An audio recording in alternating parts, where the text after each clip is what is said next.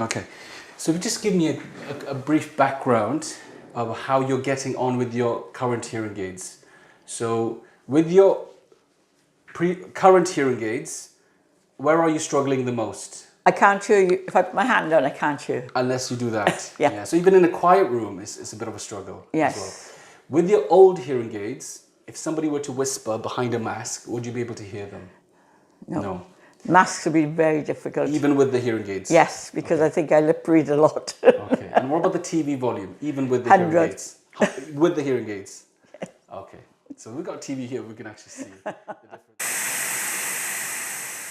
Had das die Steuerung. And so little good when they hold.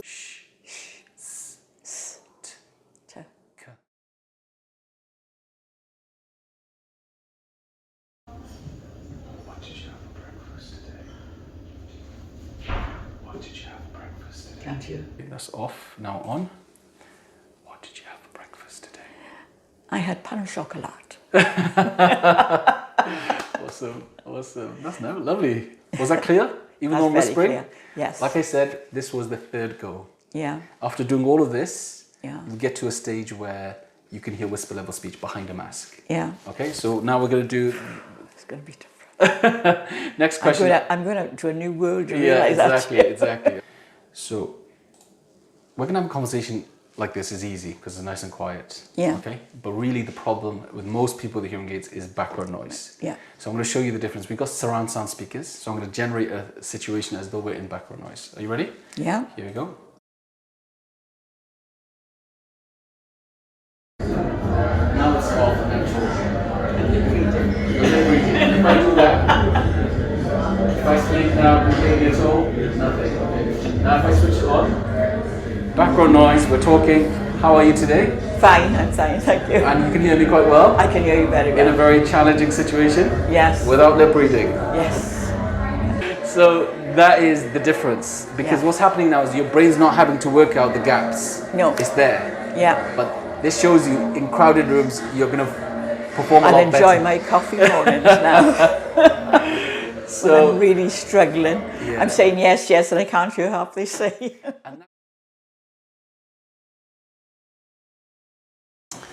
So tell me to go up, please, okay?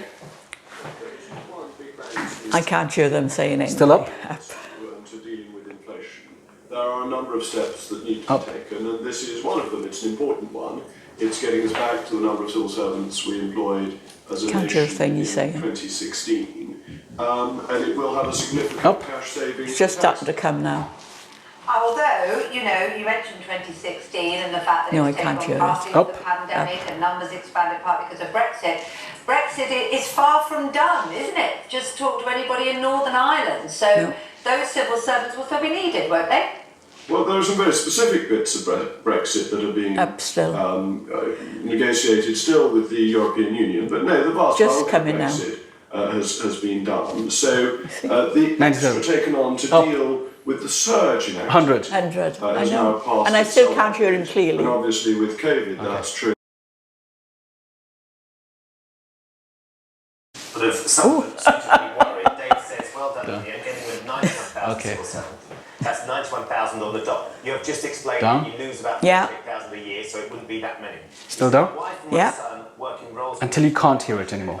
All right, okay. They are now left worrying about their future. I know this is very early, and the only was announced yesterday by the President and this morning. But can you give us a sense of some of those jobs, some of those areas where the civil service jobs are going to be? I can still hear him talking. At 12? Yes. Can you hear that now? Yes. We've gone from 100 to 12.